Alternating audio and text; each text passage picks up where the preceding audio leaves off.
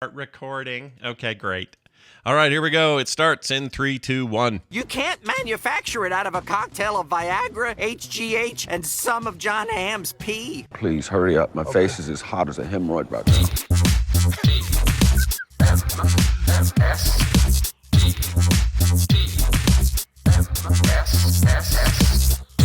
The Morning Stream. Good. Real good.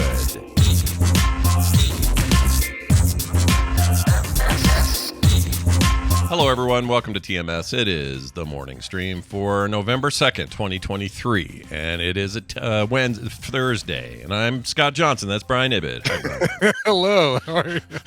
It is a Wednesday. No, Yeah. It is a Thursday, I mean. It is. Week feels a little goofed. I don't know why. Probably Halloween messes things up because a Tuesday Halloween is weird. Yeah. It's just weird. It is weird. And I don't like being weird unless I want to be weird. I only be weird when I mean to, like a wizard, you know? By the Precisely way, when I mean to. Yes, sir. here is the outfit. This is the shirt. This is the Dia de los Muertos shirt, the Day of the Dead shirt. Oh, Bunch of skeletons dancing and playing guitar. Yeah. And today is today the official thing, or what did we figure out? Today is day 2 of the official thing. Okay. And I gotta admit, I kind of have a little bit of a regret, Scott. Yesterday about 3:30, I wrapped up with some work and stuff, and then decided, I'm going to go and lift for a couple hours before dinner. Yeah. And got out there and drove around and took a lot of people downtown. Avs game was last night, I guess, so probably took some people down to places where they were going to go to either watch the game or walk to the arena from the game. Yeah. And coming back, and I'm going through a part of town that is heavily, like, very Latino populated, dense Latino population. Sure. A lot of great restaurants there, a lot of great culture and art and stuff like that. And I go by this park and I look over and I see, like, they've got the roads blocked off around the park, and they've got, like, lights strung up. It's like 5:00. I just had turned off the app. I was about to start heading home, and I was thinking, I could park over there at the Burger King and walk over, because I'm guessing that's a Dia de los Muertos party, or like a a community event kind of thing. Which means and I've never food. been to one of those. Yeah. That means amazing food over there is what That means amazing food. I could probably pick up a really cool hand-painted sugar skull, and I mean, here's the day after. Even when I got home, I was like, I kind of wish I would have stopped and checked it out. Like, that's a kind of thing that obviously only comes around once a year, but being in the right place, right time, right day. Yeah. I had just stopped quote unquote working, and and I could have easily gone there for 15-20 minutes and just checked it out. I wish I would have. They probably had like a lotte there. I'm sure they did. Some birria. Oh, man. Birria. Now I'm sad you didn't stop either. Some tamales. Look, they would have. The best part. Kenan Thompson joke right there. The best part of those there's one here as well, and the best part about those things is not only is that food amazing, authentic, and incredible, it's also cheap. Yeah. Yeah. They're not charging $20 for a little basket like you sometimes get at like a food truck or something. It's Exactly. really inexpensive. This is and I can't go tonight because we've got D&D tonight. Zoom D&D with all the usual suspects, Barry and Tanner and Sure. Tristan and Alex and my friend Paul. Yeah. Paul in there. James from Same Sex Mary. What is James's character? Oh, by the yeah. way? So I'm gonna. James's character is great. James takes this, like, James does this only the way that only James can do. James' character is a character named Thumps. Thumps. All right. Thumps. Okay. Thumps is a bunny that carries around a huge mallet. Okay. And very influenced by, I don't know, a certain wisecracking rabbit that likes to give a certain hunter a walloping. Little bugs to the bunny there going on. A little bugs to the bunny, exactly. Yes. Interesting. So wait a minute. What's his class though? I don't know. Actually, that's a really good question. Somebody I know, if there's somebody in the chat room. Is it like a barbarian or something, or some crazy warrior bunny or something? Yeah. We Okay. needed it could be a druid. We needed a mage. We lost our mage. Our mage went to college. Oh, and so we need another magic user with some good healing spells and stuff like that. yeah. You need a It could be a druid. He could be a druid. Druids are pretty good. You know who the best overall class, I think, even though I never want to play one, is a bard. And the reason I like bards is all their stupid sing-song stuff is great for buffs, but they got some healing. They have really good damage spells. Like they're the best overall kind of magic user in the game, even though you'd think wizard. They build everybody up. Like they they're huge for the team. Buffs to Exactly. But if you're like wizard or sorcerer, they're great and they're OP in some ways, but in other ways they're weak and lame. So that's what you need. You need a bunny with some singing skills and See, that's the thing is you gotta really, if you're gonna be a bard in a group, like in a D&D group, you got to be prepared that you are going to have to sing. You cannot say, all right, my bard sings a few bars of a song and grants so and so divine inspiration or something like that. Sure. No, you have to basically be like, I'm gonna give you divine inspiration. John did it with poems when we played. Oh, really? Yeah, Oh, so cool. he would do. I guess I did too. My sorcerer stuff I would do on the spot, made up limericks Of course you would. that were some rap, right? Yeah, super dumb, super like really. My name is Nash, and I'm here to say I'm gonna dispatch you in a gruesome way, murderous way. Yep. Yeah, no, it was a lot of like early Run DMC style stuff that my sorcerer would do. But anyway, that's great. Enjoy that tonight. Yeah. So it'll be fun. Otherwise, I would be heading back out to that part of town and seeing if the festival's still going on. But let this be a lesson to all of you. You get an opportunity like that, you see a chance that you think you might regret later, just do it. There's take the advice of the great poet Shia LaBeouf and do it. Do it. Yep. The great muse that was and muse. is Shia LaBeouf. Yeah, Yes, that guy. exactly. Shia. It's Shia. Shia LaBeouf. Yeah. Okay. He's weird. He was weird for a while. I wonder if he's tamed his stuff down lately. I don't know. I feel like I just haven't heard from him. Like, what's he in? What's he doing? Yeah. Feels like it's been kind of quiet on the LaBeouf Maybe he front. realized, maybe not all publicity is good publicity. Maybe I didn't need to wear a bag over my head, or any of that weirdness. Also, didn't he do something gnarly? Like, wasn't he? did he? Was he in the Me Too thing or something? I don't know. He did something. I don't remember what it was. Maybe he was just a dick or something. I don't remember what it was. Whatever. Hollywood, man. They're all weird. Plagiarism accusations, abuse allegations. Oh, plagiarism and abuse. Plagiarism and abuse, and a casting dispute for Don't Worry, Darling. Was he?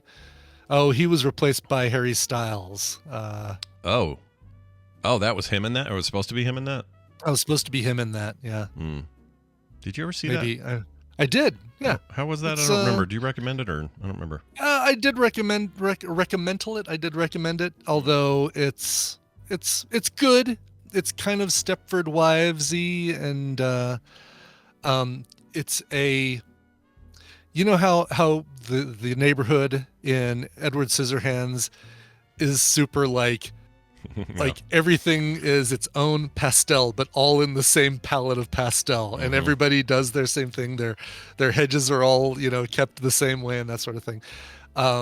That's what that movie reminded me of. Is this kind of like fabricated neighborhood, and Florence Pugh though is she's Florence Pugh. She name something bad Florence Pugh has ever done. Can't do it. No, can't do it. Science. Good in Little Women. Good in even that Midsummer deal. Good in everything. Yeah. That's her job, is to be good in things. And gosh dang, is she good?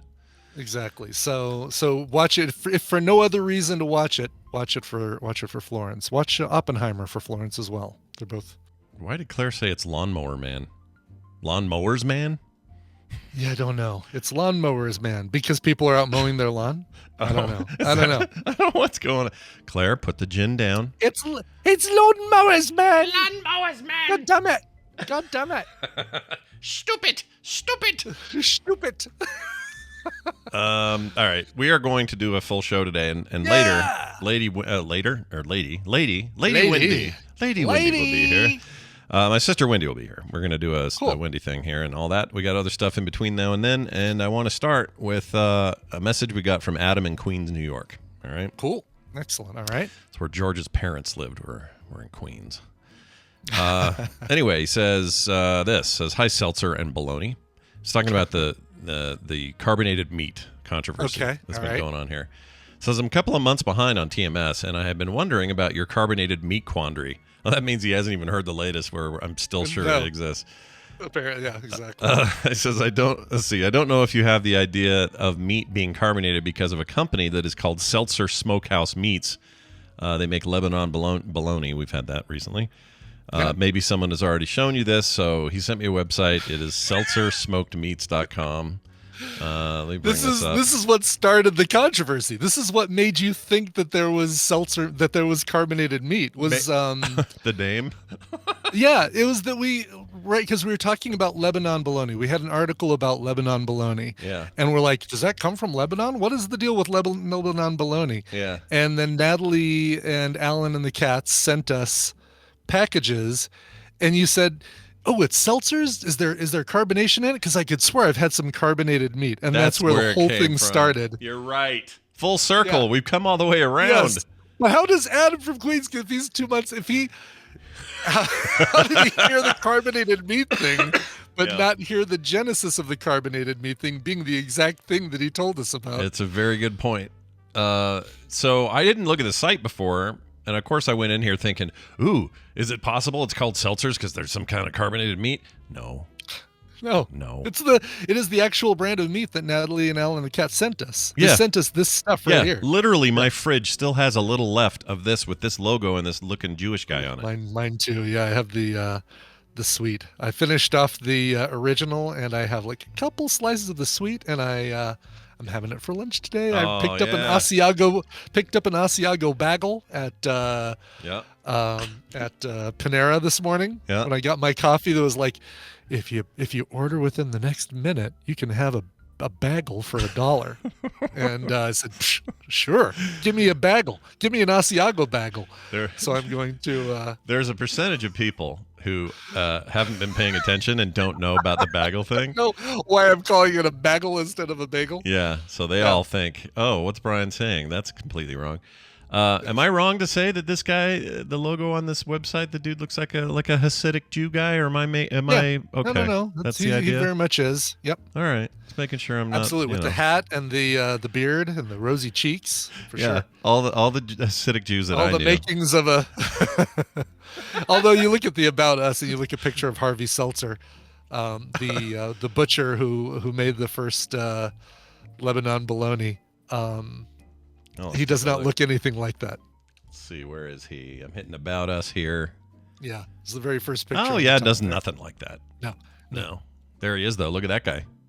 1902? Damn, dude. Resourceful Pennsylvania Germans incorporated old world butchering, curing, and sausage making skills into life.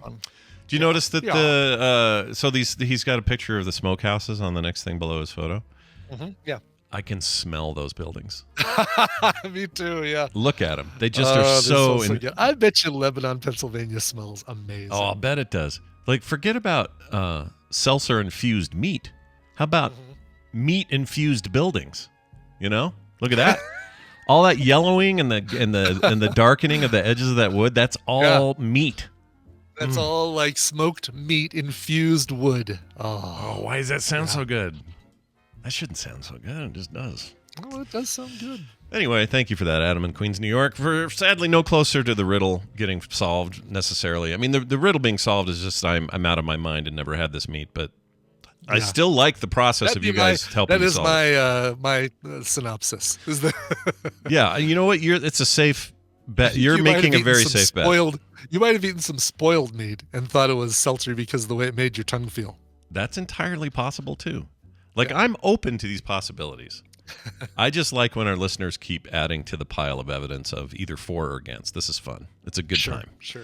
So keep it up if you have any more thoughts about the the meat being and we got tons of them going, hey, people soak their meat and marinate their meat in soda all the time, like in Dr. Pepper, like doing a Dr. Pepper chicken where you put the chicken basically on a can of Dr. Pepper and put it on the grill and let it bubble inside. Yeah, and it's really good. It's fantastic, but that is not the thing I'm talking about. Even though I guess that's an infusing of sorts, it's not carbonated though when you eat it.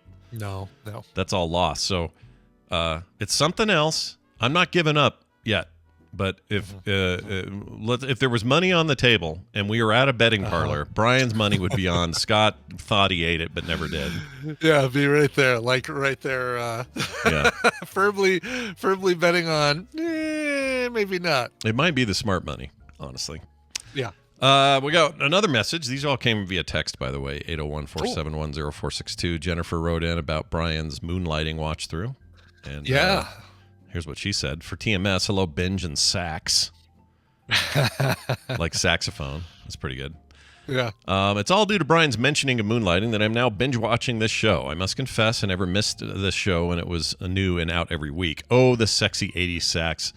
The David and Maddie banter and the shoulder pads, the big hair, so mid-80s, it hurts so good. Anyway, how can this very dated show feel so right? Love the show. In the rain or snow, blow by blow, doggerito or bag of salad, though, Jennifer. That is the best ending I think we've ever had. Love the show in rain or snow, blow by blow, doggerito or bag of salad, though. She did hard work on the end of that thing, I think. She did. All right, so let's see if I can. I'm bringing out the sexy sax app. Do it. I'm going to see if I can do the stuff you hear on moonlighting. So it's.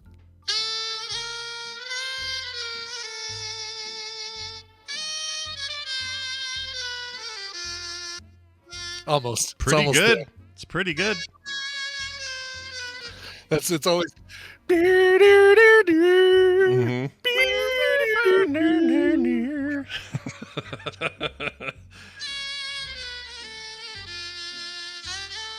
That's pretty close, dude.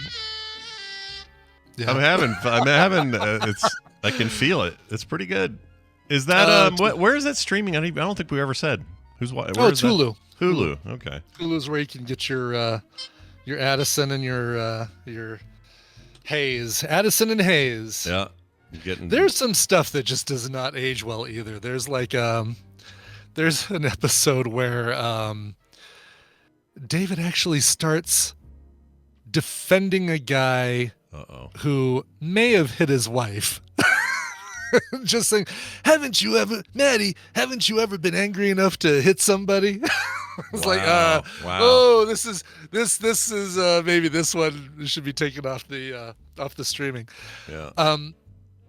The other thing I've noticed, and this will absolutely tell you how much I watched the show when I was young, is that I know what songs they've taken out of the show and replaced with stuff that they can afford. Like there's because they can't. There's get those, whole episode where they're hired to make sure an old man is he's planning his own murder. Basically, he's like, I just need you to make sure that somebody comes into my room and offs me so that my kids can get the insurance money. Sure. And so David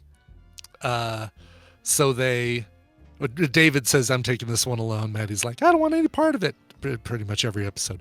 So he goes there. He was going to try and stop the guy from having somebody kill him, but he got there a little early and the guy was already dead, but David didn't know it. And so it looked like David unplugged this guy's oxygen respirator, even though the guy was already dead. Yeah. But David doesn't know that. And so he decides he's going to go underground. But throughout that whole thing where he's driving to the hospice and stuff like that, in the original, it's Sympathy for the Devil by the Rolling Stones. And it's awesome because like he's driving, there's no words in that whole section, like no dialogue. He's driving, you hear that song, then he turns off the radio and he's thinking, and then he stops the car, and then he turns it back on, and the song is still going. And then they end with him kind of running out the door, and you get one more Mick Jagger, or woo-hoo-hoo, something like that, something from the song. Yeah. And it was so good. And I start watching this episode, I'm like, they replaced it with some blues song that they could easily cheaply buy the rights to. And it just drives me nuts that they did that. This is the rumor why, not rumor. This is the reason why Northern Exposure never gets streamed. Oh yeah, Northern Exposure, WKRP. Yeah, they all do it. I don't know, like in the case of like WKRP might actually be streaming, but they've done that thing where they swap it all out. And I think the Northern Exposure people just were like, we're not doing that because there's so much music all the time. Yeah, which and it's sucks, integral. man. I mean, you've got a character who works in a radio station, and the music was a part of the show, is another character of the show. I agree. And let us have our music is all we're saying. Yep, and Benjamin06 says the DVDs have the original audio, and I say yes, they do, and that's why I'm not going to give up my DVDs of the show, no matter, even if it's on streaming. That episode, for no other reason than that episode, needs to have "Sympathy for the Devil" playing in the background. Yeah, and I get why they do this. They want royalties forever, right? So if you're not airing the show, you're not paying royalties. So it's a way to save money if you can't afford it, because your show's old and not a lot of people watch it or whatever. But I think the contract should be, we paid for your music to be on our show when it aired in the 90s or 80s. Yeah. It played, it's in there, it's part of it now, just like everything else is part of it now. So it's in there, and it's in there for good, and sorry, it's just going to be in there. That's how it should be. There was no... They did not have any foresight. There was no way they could have said, by the way, thank you for licensing "Sympathy for the Devil" for us. In 40 years, there's going to be a thing called streaming, where people will be able to watch this episode as much as they want, anytime they want, day or night. They don't have to buy the DVD. They don't have to buy anything. This is a good point. And very different world than they imagined back then when they did these things. Exactly. They thought, even back then, they probably just thought home video. People are going to have to buy cassettes, and then DVDs came out, but it's still kind of the same thing. Cool. We bought the license for the DVDs as well.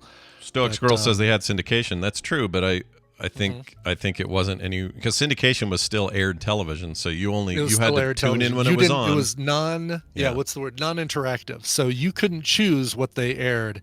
They aired it. It's the same thing with podcasting. It's why my license for playing music, playing cover songs, is cheaper than a service like Spotify, where you say, I want to hear this song right now. That costs more because that's an interactive license. I pay for a non-interactive license because, as a listener, you only get to hear what I want to play. Right. You don't get to hear what you want. You get to hear what I want you to hear. Yeah. But it gets even more, if you really want to get in the weeds on it, though, it's funny because let's say somebody hears an episode of Coverville and they loved it. So their favorite episode of Coverville. They now have the ability, at any whim they want, fire it up on their phone or their iPod and play it over and over and over and over and over anytime they want. Go to the middle, play that song again. Like, in a weird way, it can go forever. The way we do stuff now, it just doesn't match the way these deals were made. It just doesn't. Yeah. So there has to be better deals. I don't know what they are and who they benefit more, but it's funky. It's funky. Anyway, thank you for that. It's good to hear from you, Jennifer, and glad one more person is now watching Moonlighting. Because that's the goal, really, is to slowly chip away at the audience until they're all watching it, right? That's the goal. Yeah, I don't know, though. I think watch at your own risk. It feels dated. The breaking the fourth wall stuff was revolutionary at the time. Nobody was interrupting their Al Jarreau theme song to do some sort of skit about not winning an Emmy. But at the time, it was brilliant because you're watching the show and all of a sudden it's like they interrupt and say, I'm David Addison, I'm Maddie Hayes, and we suck because we didn't win an Emmy. Screw you, voting board. All right, back to our show. Yeah. It ought to be. You know what? Maybe it needs to scale. It's like you use the Rolling Stones as an example. Mick Jagger and crew are not short on cash. They're fine. They're not. They're not hurting. Yeah. They're forever done. They're good. They're way good. So if you're at that level, maybe we should quit being so picky about that level. Maybe at the lower level where you get some hot new indie artist who comes out of nowhere and gets a track on Breaking Bad one week, That would make sense to make sure they're compensated because, again, they're at this level. So have that scale change based on, I don't know what Based their on tax bracket or based something. on your own market value. Like, so Mick Jagger's market value determines how much he gets in royalties from the playing of Sympathy for the Devil, Yeah. more so than how many streams it gets or how many DVDs are purchased or that sort of thing. Yeah. Chat room says not necessarily rock stars aren't always good at investing, but that's their problem. Their market Brian's talking about market cap, right? Like their earning potential is way up here compared to some small band you've never heard of on SoundCloud down here. At 2 Tony Braxton? Yeah. Right? No, nothing's equal in this business. So it's the same thing with everybody complaining that the actor strike. Tom Cruise doesn't need to say. Well, of course he doesn't. He's Tom Cruise. But all these little bit actors and commercial actors and everybody else, they do. Exactly. So do it as a scale. Do it for Judy Greer. All right. Don't do it for Tom Cruise. Do it for Judy Greer. Do it for Judy Greer. Do it for forgot his name.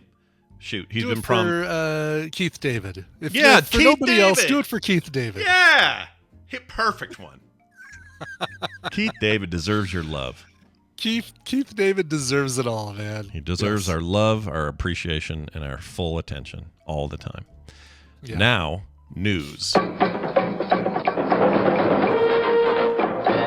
Today's news happens to be brought to you by Coverville, where today, yes, you are absolutely going to be hearing it at its normal time, and we're going to be listening to the music of The Smiths, The, and Electronic. Why? Because they all have one dude in common, a guy named Johnny Marr, an incredible singer, singer, he does some singing, but songwriter, guitarist, performer.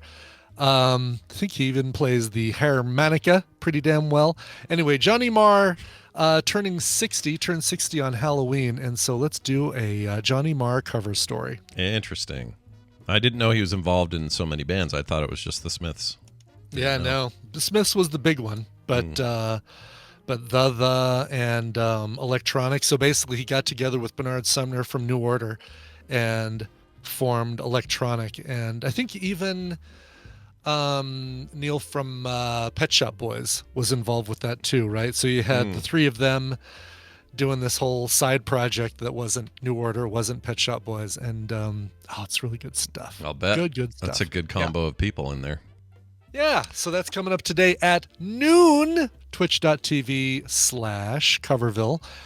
Watch me play a little Marvel Snap. We got 1 week left in the current thing, and I think I'm at 88 in the current season. I'm at 88. I'm going to see if I can break into 90 today during the show. Do you think Blizzard's going to soft launch or full launch the Warcraft? What's it called? The new Warcraft Rumble. Rumble that happening this weekend? Do you think? It's happening this weekend. Oh, it is absolutely. Yeah, it's already been announced that it's happening this weekend. I think tomorrow morning you should be able to, if not tonight, tomorrow morning you should be able to download and play Warcraft Rumble. So they'll probably do a big whoop on stage about it. Well, 100%. Yeah. Yes. I'm just curious. Let me just see if it's. I looked yesterday to see. I resisted the urge to fire up my Philippines account. Yeah. And everyone resists that urge. Eventually we cave. We all cave to the Filipino. We all cave to the Philippines iTunes account. Yeah. Nope. Still expected November 3rd. So tomorrow. Okay. Warcraft Rumble playing on your. It's basically what's the game? Clash Royale. Battle. Yeah. Clash exactly. Royale. Clash Royale with Warcraft characters. Yeah, which is fun. That I can 3D print. And yeah, and they look rad. Do you have one there? That's right. I actually have one for you. Do you want to grab it? You can grab it if you want. Give me a sec. All right. Brian's putting his head down to go throw in. I can't think of a better way of saying that. While he's playing Snap tomorrow, I'll be playing. I don't know if I'm streaming it or not. Maybe I will stream some of this. No, I'll stream it today. That's what I'll do. Well, we'll talk about it later. I think I showed off the Harpies last time. Yeah. So this is the one I printed for Scott. It is the hunter and the bear, dude. The mountain. What they call the mountaineer? Is that what they call it? Mountaineer. Yeah. Yep. He's on a pillbox because I'm going to prime him. I was even thinking I might paint him for you. I thought you were going to send a bunch of OxyContin in there and, give me all my If you'd opioids. like. Yeah. I can listen. Send you enough of those, you can see your own Mountaineer. And then also have this Worgen is just so damn cool. Look at Oh, the Worgen is so rad. Worgens don't get enough love anyway. They really don't. So Yeah. Brian has given the Worgen some love. The Worgen needed some love. So, yeah. Anyway, that's if you don't have a 3D printer, guess what? You know a guy. You know a guy who does, and you can always reach out to him and talk about how much it would cost for me to print you one of these and ship it out to you. That's right. Anyway, check it out. Warcraft Rumble launching tomorrow from Blizzard. Nice. Blister Vision. Blister Vision. Blister Vision. Blister Vision. That's happening tomorrow. And don't forget, me and the core guys are going to do a live streamathon thing with the opening ceremonies, which will be happening at 11 a.m. Pacific, 12 p.m. noon here. Very weird that it's 2 hours later than it's ever been. I don't know why they're doing that, but we'll find out tomorrow. I got a feeling BlizzCon's very different and people don't know it yet. I just have this feeling. Yeah. And we have people, including Randy, who said it out loud. But Randy has said out loud before. It's going to be a very different BlizzCon. So what that means, we'll have to see. But I can't wait to see what it does morph into, and if it'll ever morph back into something closer to what it was without all of the, I don't know, rapey business. That'd be great. Less rapey business, please. Yeah, less rapey business, please. Yeah, I'd That'd like be that nice. team, that particular department at the company to be shut down. No more rapey department, please. Yes, exactly. Shut down that department, please. ASAP. Let's get into this news. We have an Amish overlord sent us something. Okay. And he is an actual member of our community, not a guy who's in charge of a lot of Amish people. Okay. I don't know what an actual Amish leader is called. What do they call them? Oh, I don't know. That's a good. The father, the elder. The elder, 4:30 time for milking guy, whoever that is. That's right. Exactly. Whoever's in charge of getting people. Yeah, book. Now it reminds me of those monsters again. From, book. Yep. Anyway, an Atlanta woman. This is a story he sent over on Discord. And you can always submit these in the Discord. There's a whole forum for this, for just submitting news stories if you guys want to hear them on the show. And we're happy to vet them and then air them here. An Atlanta woman receives $3 million over severe coffee burns after settling a Dunkin' lawsuit. So you remember the McDonald's one years ago? The McDonald's one. Yeah, the hot apple pie. Well, no, I guess it was the coffee lawsuit with the woman who got one in the drive-thru. The lid wasn't on completely, and she got some bad burns from that. Yeah, she got bank. And she kind of deserved Well, her it. lawyer got banged. That's true. There's a whole story with that, right? There's a whole thing. Exactly. Yes. What's that? There's a documentary about this. There is. Mick Lawsuit or something. Lawsuit. I don't think that's it, but I love something. it. I don't think that's it. Let's see. I want to find it. I know there was like McMillions, right? Oh, Hot Coffee is the name of the film. Oh, just Hot Coffee. Okay. Just called Hot Coffee, and it talks about how, the woman that this happened to really had some horrible burns, and the lawyer said, "Yeah, let's go for a ridiculous amount of money." Does it say how much here? Yeah, I forgot how much. It was a lot though. At the time, anyway, it seemed like a lot. Million plus dollars. And she got a tiny percentage of that. Most of that won went to the lawyer. Yeah, lame. Seek that out though, whatever the name of it is. Yeah, it was really good, and it totally turned me around. Like I thought, oh my God, what a frivolous lawsuit! Can't believe this lady's doing it. And then you see like how bad her burns are and how little money she got from that, and it's like, oh wow, she really was the victim twice over in this thing. Yeah, she got screwed. Yeah. Well, we have another one. A 70-year-old Atlanta woman says she's suffered third-degree burns, or I guess you can prove that with medical information. Sure. After her coffee spilled on her while at the drive-thru of the Dunkin' in Sugar Hill, Georgia, reached a $3 million settlement with the restaurant. The restaurant. The restaurant, the Dunkin' the formerly Dunkin' Donuts, now just called Dunkin'. Yeah. Is that true? They got rid of the donuts? When did that happen? I missed that. A year ago, 2 years ago. Weird. Yeah, I don't know why, because it's you want to go there for donuts, but I never thought their donuts are very good, though. Am I in the? God, they used to be. You know, the one. So when I was a kid, there was a Dunkin' Donuts that was on my way. I walked to school every day until I started riding my bike. In the summers, I'd ride my bike, or the spring and fall, I'd ride my bike. But in the winter, I'd have to walk. Yeah. And it was a good, I don't want to say, it was a good 2-3 mile walk. And I'm not exaggerating, kids. And it was uphill one way. So was mine. Dude, we had the same. Yeah. I had a bus for part of junior high, but high school, I had to walk to that shit. There was never a bus that I could have taken. And but there was a Dunkin' Donuts, and it was one of those. It was back in the day when they actually did get up early and make the donuts at Dunkin' Donuts, and now they make them in a central hub, and they ship it out to all of the different Dunkins. Yeah, and they are not as good. Yeah. They're more of a chain now. That's just how it is. Exactly. If you got a Lamar's, go to Lamar's. Lamar's is the jam. I haven't heard of Lamar's. I don't think we have a Lamar's. Oh man, Lamar's Donuts is that one of those? We started it here in Portland, and I don't know. Let me see where Lamar's came from. Lamars.com. Locations: Arizona, Colorado, Kansas, Missouri, Nebraska. So sorry, Utah. Bastards. Yeah. Well, I'll have to live with Dunford for now. I love Dunford Donuts. Oh well, yeah, Dunford. You're not hurting at all. My gosh, I need to reach out to Lamar's because these guys are in need of a website. They are. Really? This is like some.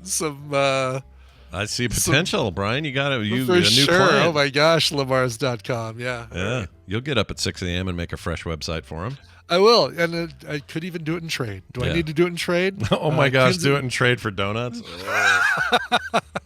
For dollars to donuts, I could make you a better website. Kansas City is apparently where it started, 1933. I'm sorry, 1960. He perfected his recipe in 1933 and opened his first restaurant in 1960. No offense to anyone in Kansas City, but your city will forever just be where the main Fargo mob is. For you, it is. Yes. Yeah, because in Fargo, especially the TV show, they allude to it in the movie, but in the TV show, they're always talking about, and they spend some time there in season 2, maybe 3, a little. But that whole mob thing sources all their shit, and it's the Kansas City mob, and it's all I can think of. Yeah. Just it's burned into me now. You guys got the Chiefs, great, good job. Whatever else you got over there, I don't know, but you have the mob. You have the Kansas City mob. I do. I'm looking at the chat, by the way. Nick agrees Lamar's Donuts are next level. When Magus agrees with you, Dunford makes great donuts. CodeWow asks about a place called... hold on a second. CodeWow says, anyone got a Spunky Dunkers by them? Do you really have a donut shop near you called Spunky Dunkers? Oh my God. I have concerns about that. I need to know more about Spunky Dunkers. And this is just a donut place, like a chain? I guess so. Yeah, now you look it up. Spunky Dunkers. Spunky Dunkers. It's a great name.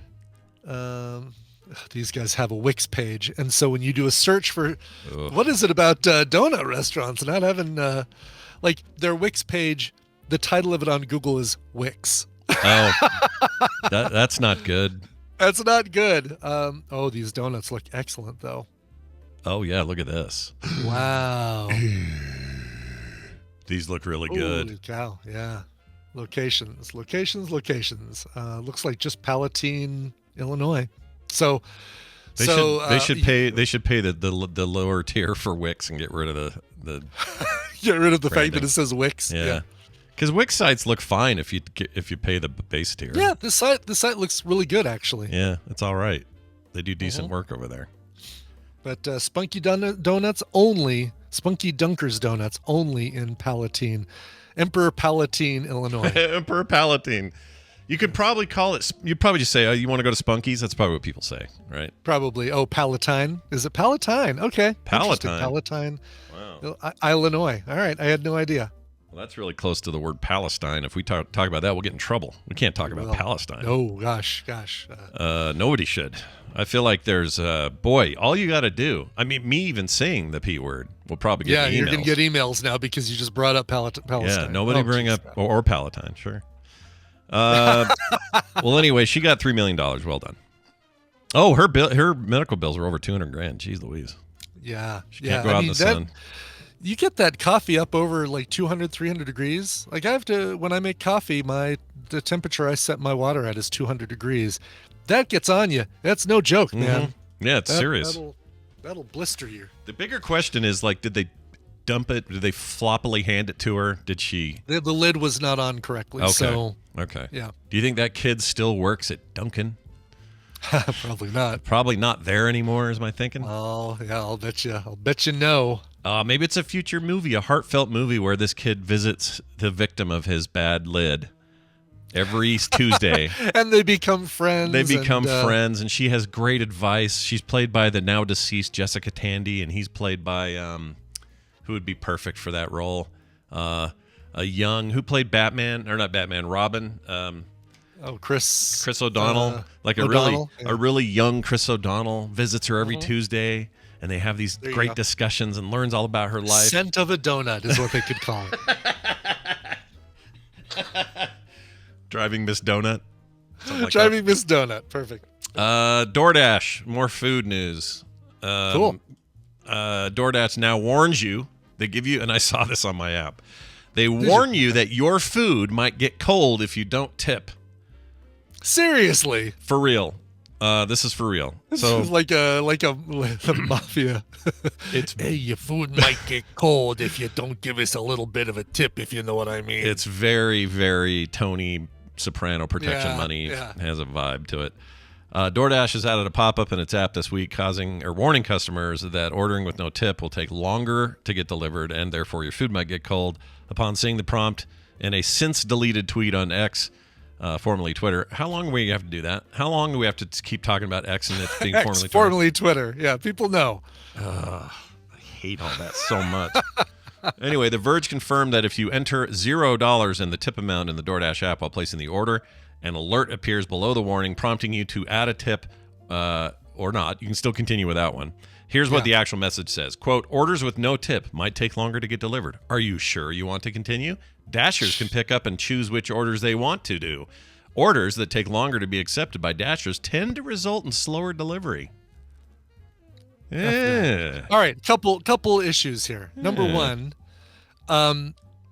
where I come from, you get a tip after the service you provide. And if the service you provide is good, is exemplary, or even adequate, like if you do the thing that I'm paying you to do, then you get a tip. If you go above and beyond, you get a bigger tip. You should not have to assign the tip before they provide the service, because what's the incentive? It's like, great, I got a tip. I'm still going to pull over and scratch my butt and maybe complete today's Wordle, and then I'll get you your food. Yeah. It's like, no, you get the tip when you do the service. When I drive for rideshare, they don't issue the tip before the ride. It's until it's done. Yeah. You know what? Brian and I, turns out we agree on a vast array of things. We may disagree on a few things, but this one, I've never agreed with you more in my entire life. This is broken. You don't say, you better pre-tip or else it'll be here late. Freaking F off, dude. Like, and there's no guarantee it won't be late anyway. So what are you saying if I do tip? Let's say I tip him $5 and it's still late and cold? Yeah. Yeah. Zero recourse. Can you retract that tip afterwards if they don't provide good service? Yeah, this is some bullshit. Yeah, this whole system is broken if you have to tip, and if they can decide if they're going to get your food to you on time based on whether or not you give them a tip. Tip is extra. Yeah. If anything, this exposes a problem with the service in general, which is drivers are being willy-nilly nonchalant about what they're doing. Right. Well, right. then I don't want to support your freaking weird business then. Exactly. Guess what, DoorDash? I'll bet if you don't require the person placing the order to do a tip beforehand, I'll bet your drivers will ensure better service because it helps guarantee a tip, or not guarantee, but it helps influence the recipient on giving them a tip. Yeah, I bet you money they didn't think it through. Somebody somewhere's today going, "Oh no, we didn't think of all the possibilities." But yeah, this just kind of made me mad. So yeah, F off. Like I'm all for tipping. Like you said, you tip when people do. I will tip every time. Like, you know, you do the thing that I'm paying you to do, and I will still tip you because you're getting a lower wage because your wage is based on the combination of payment from the company and tips. Yeah. Just like if you went to a restaurant, you wouldn't expect like, I'll have the hamburger and fries and then maybe a Diet Coke. Yeah. Here's $5 to make sure you bring it out to me before it gets cold. Yeah, it doesn't make any other scenario. It makes no sense. So I guess I've given up on the idea that we're ever going to not have tip culture in this country. You go to France, you go to different parts of the world, and they're like, please do not give us tips. They get paid a living wage. They don't do tips. Tips are dumb over there, and I respect them for that. Can we convert to that? Probably not, because we're weird. We still do inches and miles, all right? We're weird. Mm-hmm. So I've accepted that.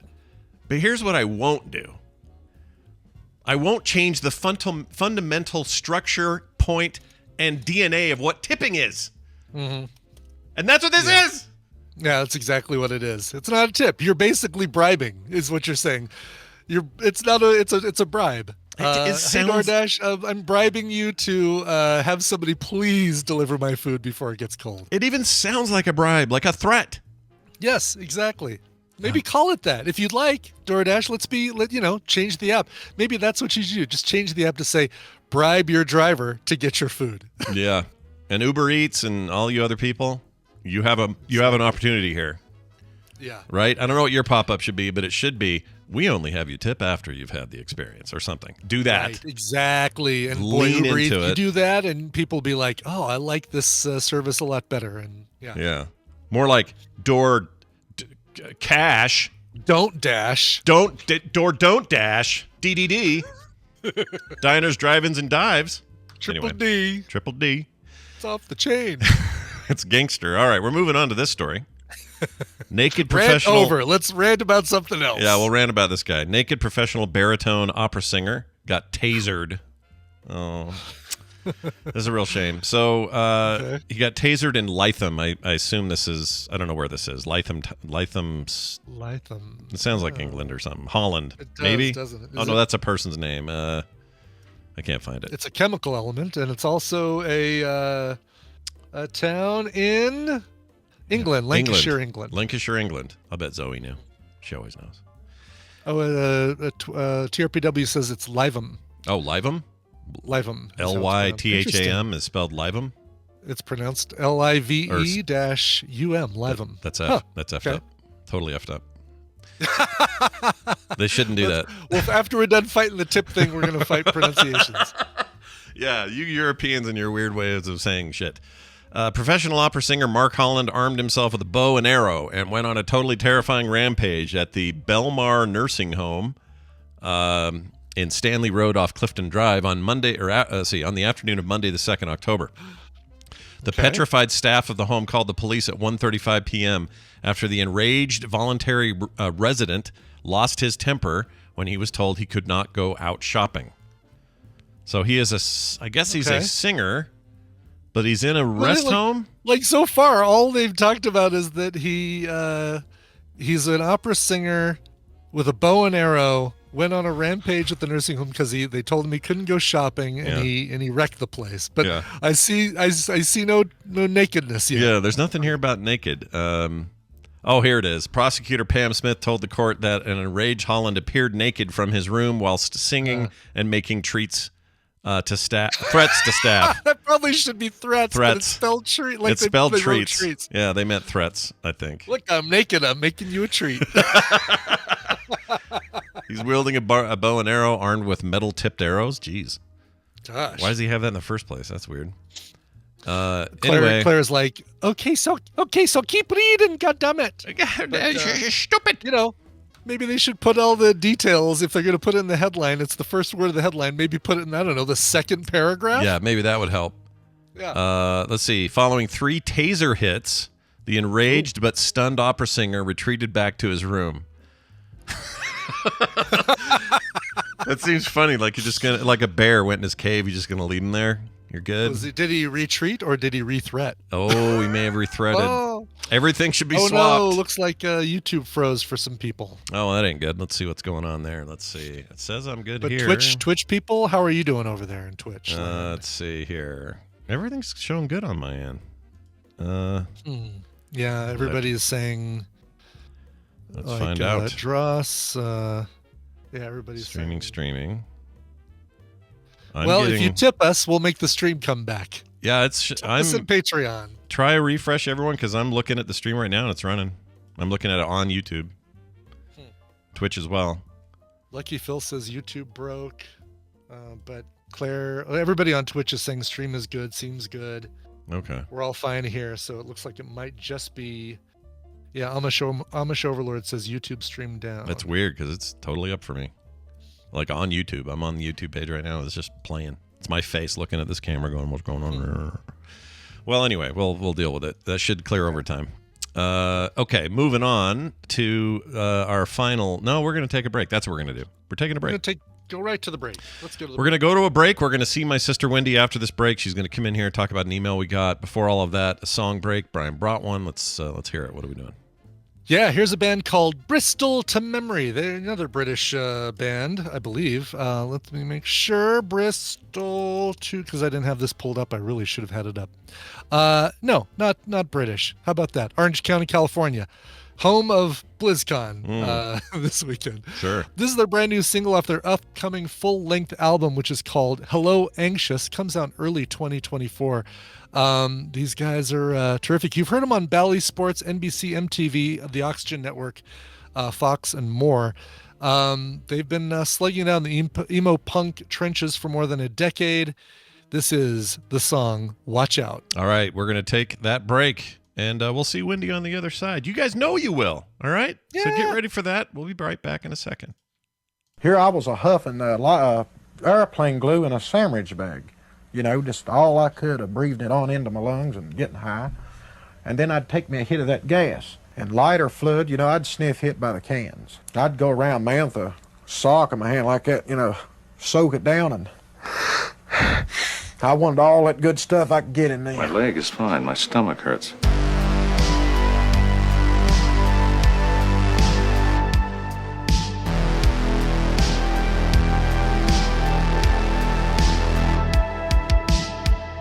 And we return. Brian, who is that artist? Sure. Again? That's a band called Bristol to Memory from their brand new upcoming album coming out next year. That's a song called Watch Out. Nice. So do that. Watch out.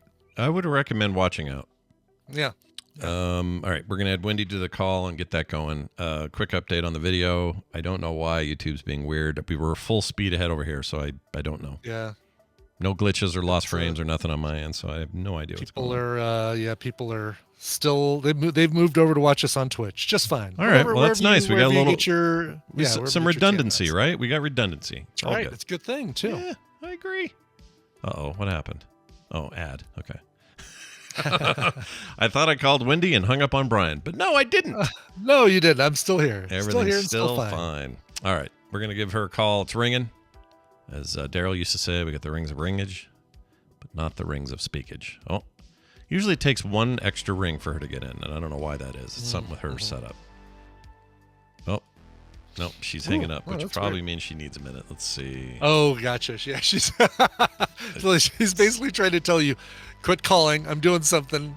This is coming in at the wrong time. Let's see if she's texted me. Oh, no, she's right there. Hi, hello. Sorry. Oh, no, You're fine. You're all good. Here, I'm going to play this. I'll explain the situation to Wendy. Don't worry. Don't worry. Well, we were worried that you had maybe a call or something, so we were going to be patient. Yeah. No, I'm good. Yeah, you're here now, though. Woohoo! I am. How was Halloween at the Dunford home? Halloween was Good. Yeah. It snowed like 3 inches the night before. That's so it was a bit of a snowy. It's melting now, which is fun. But yeah, it was good. Yeah. A lot of candy. I have a friend who lives out there now named Steve, and he said that it was as cold as he's ever been during those few inches. Is he new to this part of the world? Oh, yes. He's from, I want to say... well then, honey, it's not even starting. I think he's from Orange... I think he's from Orange County, California, which never snows. Oh, bless his heart. Yeah, bless his heart. So that's my Southernism. So Abe's one of his buddies at college is from Texas, and it started snowing at like 10 at night. Yeah. And I get a text from Abe at 11. He's like, I've been outside with Nico. He's been rolling in the snow. Well, it is so cool when you do not, you've never been around it, but they're all so cold. And I'm like, you guys, this is above freezing. It's like 33. Yeah, that's not even that bad. It's not even that bad here. Poor Steve. Yeah. Like we were this morning 22 or something. It's pretty cold. Yeah, you guys are. There's like a cold snap going everywhere. But we also have a little bit of a year over there. It is weird, but we also had a rib snap with Mom. I guess you heard about this. Yes. I was just talking to her. She says that I asked her. I said, "Have you not called the doctor or anything? Or is John saying don't?" And she wrote back while we were on the show. She said, "We called the doctor, but they said because it's a rib injury, they just need to let it heal on its own. So she just has to chill." Yeah. We'll see how that goes. That sounds like get freaked out about ribs. Like, what if one's in my lungs? Yeah, exactly. There's a couple poke ends. When you break a rib, there's a couple poke ends that can poke into your most sensitive bits. Yeah. Yeah. Why don't you check? That's always alarming. Why don't you check? Yeah, I don't know why they don't. Well, I know why, because John's weird. But if they should go in and get exercised, they should go in and get X-rayed. Exorcised. What do you think is going on? Yeah, got to get that evil demon out of her while she's there. Do it. But anyway, I'll go see her this weekend and see how things are. I'm sure it'll be fun. Yeah. I'll take her some tacos. You know what she loves? She loves Taco Bell tacos because John will never let her have them, but we bring them every time we see her. Yeah. Yeah. So that's not even food. It's not. It's not. It's barely food.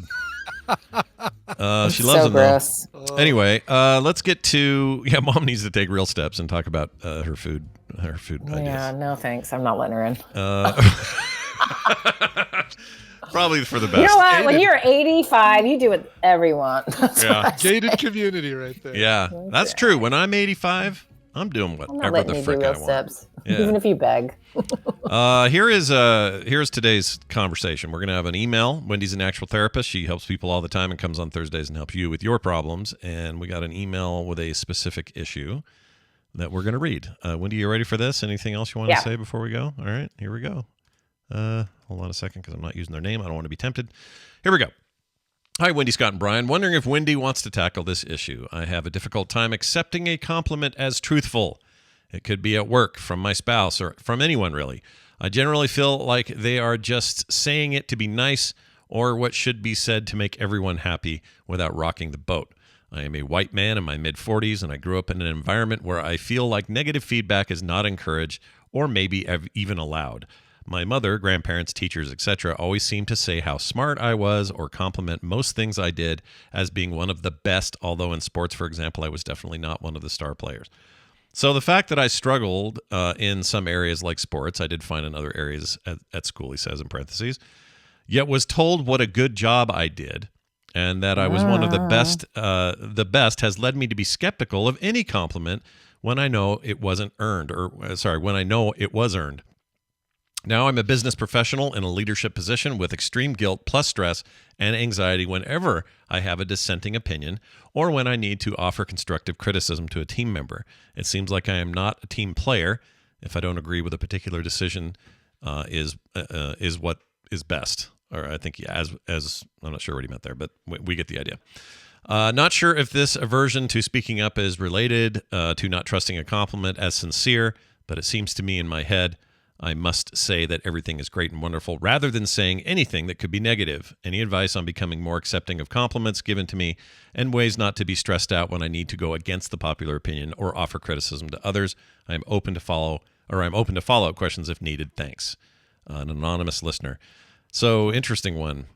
I feel like a lot of people have a version of this, maybe different severity, but I think there's like I know people who just can't say, not that they can't say no, but let's say they're in a meeting, like a business meeting, and the ideas that are being passed around are kind of a trip to Abilene. It's like kind of a bad idea, and you know it's a bad idea. And you kind of even get the sense that everyone's agreeing just because the person saying it is in charge or whatever. And even if it's an environment where you're encouraged to speak up if you have a dissenting opinion, you just sometimes feel like you can't, The not taking compliments well thing, I personally do that. I'm terrible at taking personal compliments. It's just not easy for me, and I don't know why that is. But anyway, I think a lot of people can relate to this. So Wendy, what do you want to do with it? Well, I'm going to have you two, who are both white men in your mid-50s. Thanks for the reminder. To tell me real quick a couple things. And I'll use you first, and then, as this listener hopefully is listening, they can ask themselves some of these similar questions, or if anyone who... You can then subtract 10 years and see if the diagnosis changes. If it applies, yeah. Because actually, the different parenting styles of generations, I think would be a really fun meta-analysis of, like, someone who's being gentle parented right now, how will that work for them in terms of compliments when they're in their mid-40s versus someone born in 1975 or 80 or something, right? Okay, so here's my questions for you. When you think about the environment you grew up in, you were around at any kind of stage, probably younger the better, but it doesn't have to be like, first grade or something. But what was the soup you were swimming in terms of how this worked? So think about your own parents when they were complimented, or maybe it was more explicitly told to you, and not just compliments. So we've got the positive side, but probably the most telling and the most interesting is actually the negative side. So let me just ask that first. How was the negative treated in your homes growing up? How was information relayed? Do you remember things like, well, we don't tell this person this thing because it's not nice? Like, think of the adages that were always used. Like, if you can't say something nice, you say nothing at all. Yeah. So what, think about that for a minute. What do you guys have from your own experience? Jeez. So negative discipline in my house at my home, which was with my mom, single parent. She actually, both she and my dad, when I see my dad on the weekends, both of them very like reasonable, explaining why something is wrong, why I don't do that. Like asking a woman her age, oh, Brian, here's why you don't do that. It's very rude and blah, blah, blah. Stuff like that. I'd spend summers at my grandmother's house, and she was known to have a temper and would more involve the physical side of discipline with a wooden spoon or a belt or something like that, for what would have been the same kind of level of something I did that needed correcting, talking back or something like that. Okay. So for the most part, I mean, the most time I spent was with my mom and my dad on the weekends, and I would just get the talking to, and I'd understand, oh, this is why you don't do that. Okay, cool. Why shouldn't I talk back to you? All right, yeah, fair enough. Sorry, and blah blah blah. Okay. So yeah. So what did you do if you had a negative thing you needed to talk about? And it's not just being naughty. I mean, like, I feel bad, or I need to talk through something that isn't everything's fine. Jeez. Yeah, that's a really good question. I don't, and even to this day, I tend to, if something bothers me, I tend to say to myself, I keep it to myself and say, you know what, that's the way this person is, or that's the way this thing in my life is going to be. And and it's way easier for me just to adapt than to address it. And if something really bothers me, it'll probably get to the point where I have to say something, and I usually try and say, all right, this is the first time they're hearing me complain about this thing, even though I've been thinking about it for months. So let's not turn it into, here's an entire month of anger dumped in your lap. But so I tended as a kid, I'm getting picked on at school, or I'm getting this kind of trouble outside of family life, I'll deal with it. I'll keep it to myself. I'm not going to take it to my mom or my dad because they both got they're busy with other things. Stuff going on. Right. Okay. All right. How about you, Scott? How was negativity handled and modeled to you, or yeah? Okay. So you friend, family, whatever. You'll probably recognize this, but it felt like our entire life growing up, and I don't know if this changed much given our 6-year gap between our ages, but I always felt like Dad was saying this phrase. He was always saying, "Quit being so negative, Donna," he'd say. And he did it a lot. Okay. Yeah, like I even have audio of this. Like we'd have Christmas, I'd record Christmas on tape or audio tape or something, and I can hear him going, "Oh, quit being so negative, Donna." I'd say it a lot.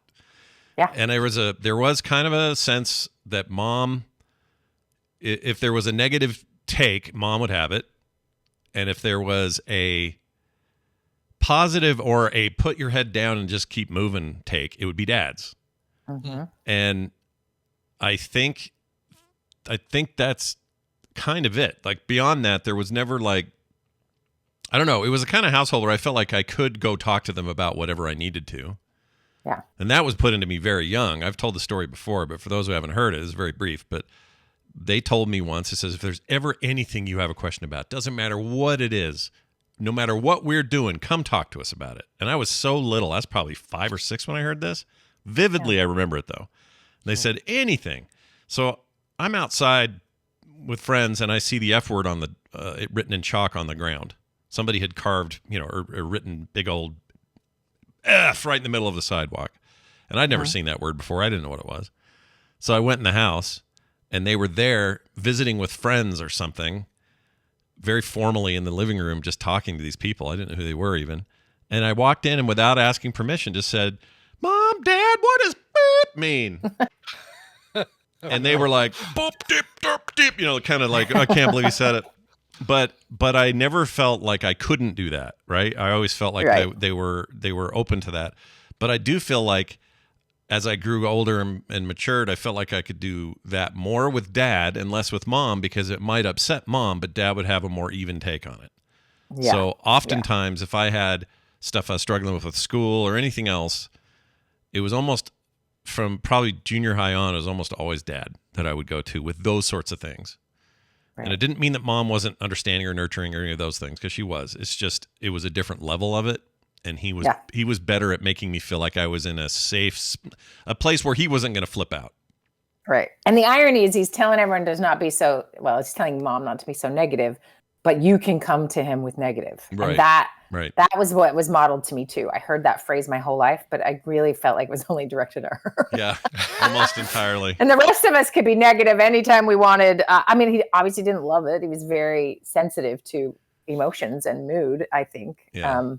Yeah. I think that's a good assessment. Yeah. And then if you broaden it out, what are you taught in schools? What teachers allowed you to say, did anyone have you work through conflict verbally?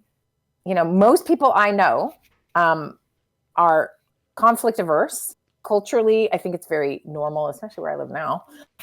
But just conflict averse, a little bit that phrase of, if you have nothing nice to say, don't say anything at all. Yeah. Just go, complain behind their backs. That's modeled in lots of ways. And this guy brings up an interesting addition to this, which is what feels like, his parents started to treat, is he technically a millennial? He's not. But a very common millennial trope, which is their parents were always just telling them they're wonderful and they are the best at everything. And, that type of praise and accolade without the requisite accomplishment, right? Yeah. Which is such a messed up thing to do to somebody, right?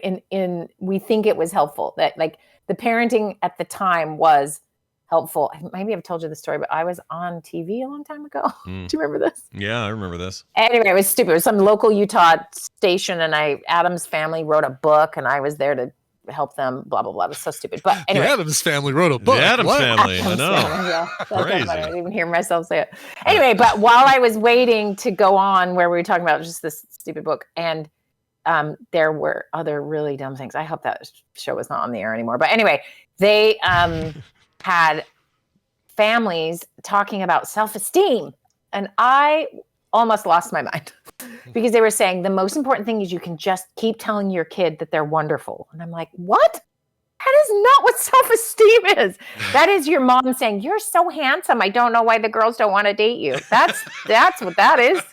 No, don't do that. In fact, it's the opposite of self-esteem. Yeah. So what I hear this guy talking about is that was like, you're so smart. You're doing wonderful. You know, you're all of these different things, and not feeling that yourself creates some cognitive dissonance, right? I'm told I'm this. I don't feel I'm that. Also, I'm not actually that in certain contexts, right? Smart being one of the worst things we can say to somebody, because smart means you are a thing that is never not a thing, right? Mm-hmm. And so when you go to a class where you don't know all the answers, then you're not smart. How about you just haven't learned it yet? Like, it's pretty wild how you take a young brain that's very black and white and give it an identity that everyone seems to be real happy about. And it's how I'm loved. And I get to go to a special class, and, you know, and then they're all in my therapy office after 30 years because they're not special at all. Right. But they were told they were special, when really that earning of self-confidence or self-worth, or the feeling of like, the self-worth you can give a kid is just, I love you no matter what you do and who you are. That's all a parent can really offer. Problem is, parents surely love to watch their kids win at sports. Oh, yeah. And love to see their fancy artwork or their play the violin. And so it's really, that messaging is really tied up in doing, and that you are a thing to me. And so I hear that in his email thinking, okay, he has this disconnect. And he's done fine in life, it sounds like, right? Yeah, seems working like, out. Yeah. But what I can do with negative feelings, negative feedback, like, just no skills there. And this is a really common problem. Someone can be very functional in all sorts of ways, but have never learned how to have difficult conversations, or how to not go along to get along, because that is so imperative to being a good player or fitting in, or all of those different social benefits that we have when someone plays well with a team, right? But what is so there's value in that. But on the other hand, these skills are missing. Is this a similar, someone in the chat just brought up something, made me think of it. Red Link says that this is similar to imposter syndrome. Is it the same kind of thing? Or is it the exact thing? Maybe it is. I don't know.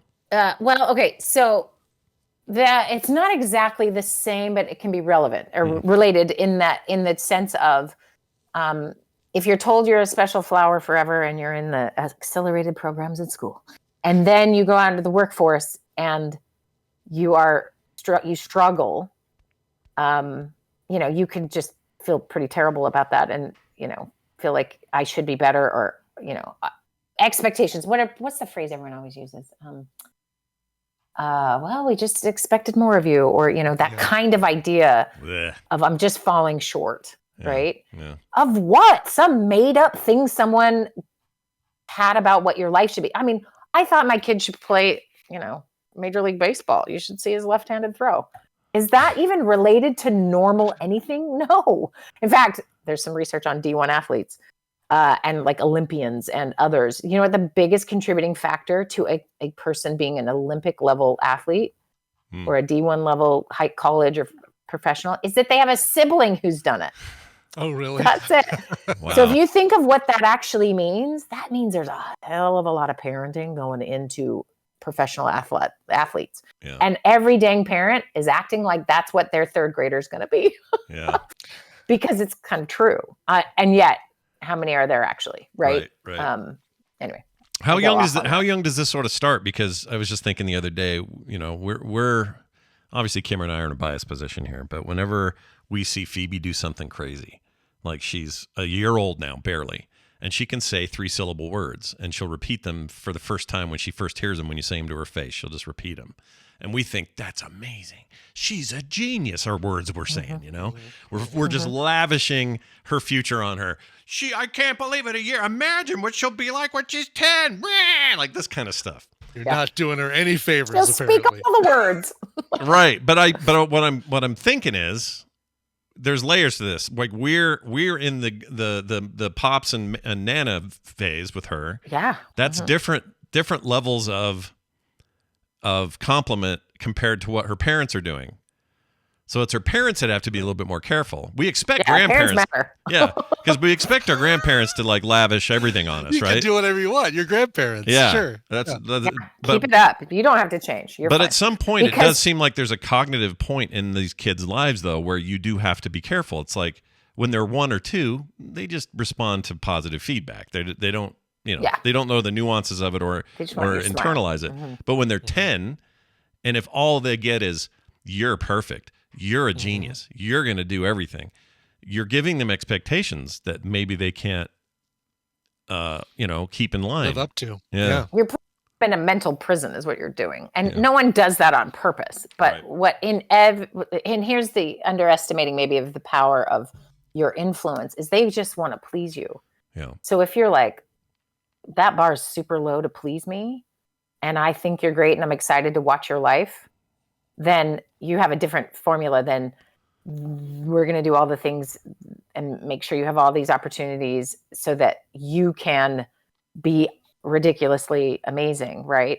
It's just pressure at some point, right? And every kid's going to be slightly different, and then parents and their motives are different. And that's why I always like to have people check their motives, because it's difficult, right? I just had another one, guys. I'm going to share my living through my kid problem, which I have. And it's always freaking through sports because I can't help myself. I'm every dad. I think about the Roman Empire a lot, and I want my kids to play sports for me. I thought we were done with that whole thing. I know. You think I could grow up, but I can't. So football season ends, basketball tryouts, which is my favorite sport. Sure. Basketball tryouts are coming up, and I keep saying, Elliot, you're gonna, I mean, 6 feet now, like it's gonna be better. Tall. I'll get you brand new shoes again. And he's just not gonna do it, you guys. He just doesn't want to spend all his time doing something he's not feeling like he really wants to. And I'm like, I need another kid. Yeah, but he played football. I have one. Yeah, but that kid hates basketball to his core and is building small machines in his bedroom. That is it's not the child I can live through in terms of that. So what's interesting is it's so much easier to let Pete be Pete because I don't care so much about the stuff he does. I care about how he feels about the stuff he does. Yeah. Whereas I love basketball and my son does not love basketball. So he feels like I don't love him. Yeah. There's this tall kid in the house who's not being tall in a sports way. And it's driving me crazy. Dang it. Yeah. What a waste of all these genes. Anyway, but again, I can laugh about it because I don't truly believe any of this, but I do feel the feeling sometimes. Yeah. Like, come on, your potential. That's the word I was trying to remember. Oh, okay. Potential. So, that's potential, right? Yeah. And if I had a penny for every client who said to me, I'm just not living up to my potential out loud as a grown person, and we dig back into the archives and hear that over and over in their childhood, right? Well, your potential. Well, who made up that potential? Yeah. Well, maybe it was a test. Maybe it was, school is a way to measure that potential, or, whatever it might be, right? We get excited as parents. We get excited and it's all from love. So let's just stick with that. But how it plays out when you're 45 is maybe that don't be negative. Don't have feelings outside of a particular box. We have all decided as a family is what we do. Yeah. So, Johnsons, we don't scream in public. Okay, that's probably a good one. Right? Yeah. But maybe it's, hey, Johnsons, we never say a negative word. You're like, well, okay. So then you just don't know maybe what to do with those feelings, or maybe your feelings aren't so huge or they've been shrunk or something. So you're like, oh, this is fine. But where it shows up is in the workplace when someone's like, I know what we should do. And it's some crazy idea you think is terrible. And what you need to do is say, that's a terrible idea, but the courage, the practice, that's not there. So here's my overarching advice for this person. Okay. Read a couple books. Start with Homework. Crucial Conversations. Yeah. Crucial Conversations. It's a book. crucial conversation. Tools, I'll give you the byline. Tools for talking when stakes are high. Second edition. Just kidding. I don't know how many editions there are. There's also another one. I think it's called 4 Conversations. Anyway, read some books on conversations. Read some books on communicating hard things. Like lean into, I'm not good at this thing, especially when you've already been sort of catapulted your whole life into pretending you're good at things, even if you're not. Like that's where this ties together, is the humility and the curiosity and the beginning mind kind of energy that is like, I don't know, I'm not good at a thing. I could read about it. I could learn about it. I could take a class. I could do some things to, and this is not about really as simple as learning a skill. It's about practicing something you have no practice doing. Right. Mm-hmm. And so go to a fight club. Honestly, that was what Fight Club is all about. Find a way to going out of your comfort level and finding a way to express those things you've been keeping inside, and don't talk about it. Yeah, go to Fight Club and then don't talk about. Minus the don't talk about Fight Club part. Openly communicate. So practice with your partner. Like have a fake fight where you are going to, practice tolerating the discomfort of sharing something scary, negative, some kind of feedback. Find someone online who can be your buddy where you can just pass back and forth negative thoughts. You're just finding ways to practice a thing. So if you're a parent of young kids or thinking about, how you impact other people, having this kind of practice at home, right? So I think one of the gifts Dad and Mom gave us, Scott, was learning how to just express ourselves, right? So you can talk to them at any point. No topic was forbidden. They had that little court they held where you got to practice being a lawyer to try to get your ear pierced or whatever. Yeah. We had to go. We literally had a small mock trial to push over ideas that we really wanted. So if I wanted to pierce an ear, I would present evidence. Jury of his peers. Yeah. How big was the jury of your peers? Like just my mom, my dad, us, the rest of the kids. Yeah. The dogs. Yeah. The dogs. Exhibit A. Let me show you Exhibit A. What it was, hey, here's a conflict. Let's get you to, talk about it. So I did this. I took that page out of Dad's book. And when Abe wanted Snapchat, I made him present a full presentation on everything he could find out about Snapchat, where its funding sources, who makes the most money, what the technology is meant to do to you. And then I needed him to show me, give me everything you can find out about this. And the kid came to us, does this presentation and goes, I don't want Snapchat. And I was like, cool. And he's still to this day, he's used it, of course, because that's how people connect. But he's just like, I hate that app so much. Yeah. Well, it's because he figured some stuff out. But instead of, hey, we don't talk about this, or you do what I say because I'm the parent, there's a chance to express yourself and share what you're frustrated or what's hard and that type of thing. And you can model that, right? No one's going to be perfect at this. And especially if your parents did not model it to you, it might be a real leap to be like, we are going to talk about hard things. My sweet, she's passed away now. This is Adam's sweet aunt, who I love very much. When she first got married, she and her husband had their first fight, and she thought, I guess we're getting divorced. Oh, man. And it's because she never once saw a negative word spoken in her home, which is not good. Yeah. That's not human. Now I understand, don't fight in front of kids and but there is a version of like just real. And the more that can be real, the better. Okay. So going back to our person, I want him to read some books. I want him to learn a skill. I want him to take on this idea of this is something, not that I should know, because it was never modeled to you. You never were trained in it. You don't understand your own self in this. So what if you went to it as like an alien coming from another planet and going, I don't understand any of this. Let me figure it out.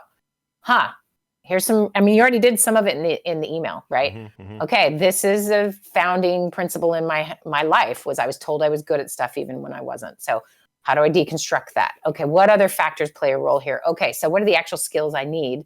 Use your business brain and act like you need to learn this skill and be open to learning it. Can go a long way, because this doesn't get fixed with just magic insight. Insight's awesome. It's one of the best tools there is in human behavior. So we can have insight and go, oh, I'm doing this for this reason. Where it gets real practical is we got to wire your neurons around a different experience. So that's why giving a speech, It's everyone's greatest fear. People who do it more and more and more, eventually their brain goes, oh, this isn't that scary, because there's neurons to say, oh, yeah, I can do this. I have an idea. It's actual self-esteem, guys. This is what I'm talking about. Yeah. It's actually building self-confidence because a skill is being developed and learned.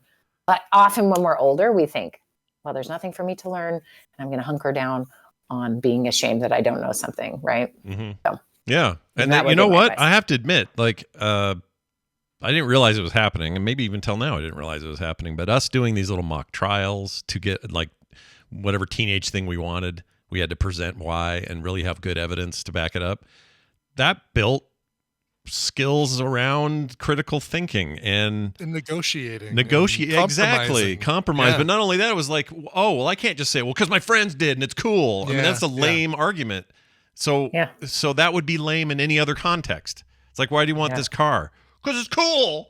I mean, that's not good enough. Because my friends have one. My friends have one. No, you have to say, well, no, I commute from here to there, so really this is too much to have a Ferrari. But maybe something more sensible. Gas mileage. Yeah, work it through. Right. Those are good exactly. skills And then to when have. you partner or you have children or neighbors, even neighbors, you can practice this with, right? Of having a skill set to communicate in ways that you can feel good about, right? Rather than feel hamstrung because no one could say negative words in your home. And that's real. Yeah. Or the negativity just came out sideways, right? We don't actually talk about it, but man, was it there, Mm-hmm. So there's that. There you go. I like it. This is really actually got me thinking about, I don't know. You were talking about this guy's in his mid 40s, right? Yeah. Brian and I are both 54. Mm-hmm. Yeah. Hurts even saying it. It just sucks saying it. But we've been doing this long enough that at one point doing this show, Brian and I were both 44. And it got me to thinking about what you think when you become an adult, let's say 35 and on, even just to be generous, you think you're kind of going to hit that point, and then that is who you're going to be. That's who you are. Mm-hmm. You're off to the races. You're locked in. Part of your life is, Your brain is formed around whatever it's going to be formed, like a big moose knuckle up there, Sure. It's not going to budge or whatever. But it's so incorrect, that notion that we've got it all figured out by then. Like if I look back at 10 years ago, I am in such a different place than I was 10 years ago. And I can only assume from deduction that in the next 10 years, I'm going to be very different as well. Or things are going to be very different as well, whatever that means. And I think that maybe that's an important thing to remember, because sometimes we think we're stuck. So if you're in your mid 40s and you're in this, job and and you feel like, I can't change. I'm in my mid 50s. Yeah. I'm in my mid 40s. This is who I'm always going to be. Yeah. Grandma Moses, Peyton in her 80s. Right. Exactly. Yeah. She kicked A. She was great. She did. And also, here's the thing. Red Sea. Also, you don't have to be doing real cool things like her, but you are going to do new things, right? Oh yeah. And that's part of what's tricky. I mean, part of why mom has a broken rib is because she doesn't want to use a cane or a walker, because that's not who she is. Right. Well, it is now. now. And that's hard. So we can either sort of work with, I always talk about grief, right? Grieving all the little small things, because there's things to grieve as things change. And there's also things to embrace as they change, right? Right. And so, yeah. Being at an age and a physicality where you fall and hit your rib on the side of a table and crack it is nobody wants to have that day, right? They're all just like, no, I don't want that. But it does take, if you work on this stuff now, it seems like when we all hit our 80s, hopefully, all things willing, we can hit our rib and go, that's a sign. I should probably sign for the cane. Yeah, I should probably do the cane thing. But you know what? I'm not just going to take any cane. I'm not going to Walmart for my cane. I'm going to do a little research. Get a top hat. Right. Top hat I want the Mr. Peanut cane. But that's the attitude, right? That's the attitude. Embrace. And man, when I see somebody who's in their 80s, 90s who still does that, who make adjustments.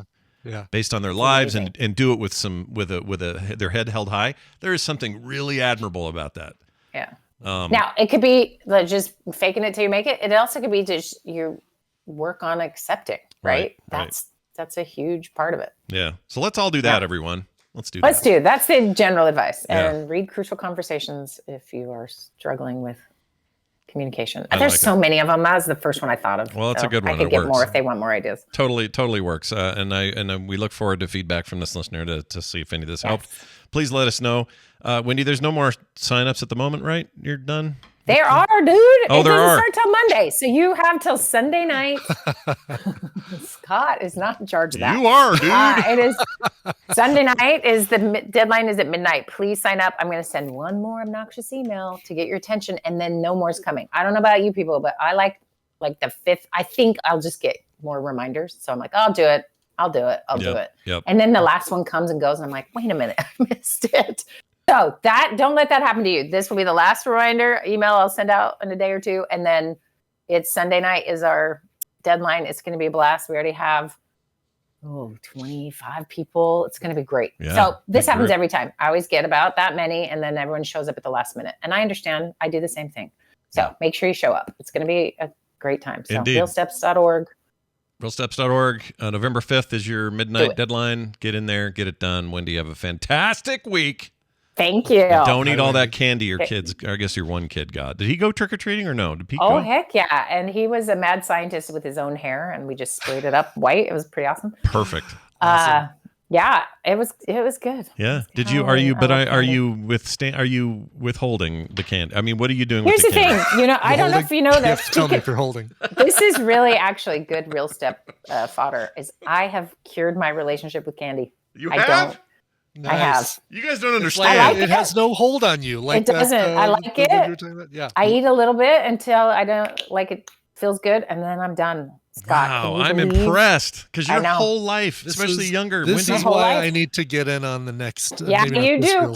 Because I'm telling you, I did it, and it was accidental because I thought I was helping everyone else. Turns out I was really helping me. It was you the whole time. Wow. It's really amazing. Nutter Butters have a hold on me. Yeah, Nutter Butters. You and Nutter Butters have an unhealthy relationship. You two. I have given Reasons. Have you had them? They're so good. Reasons? The chocolate Reasons. Yeah. I'm doing it right now, you guys.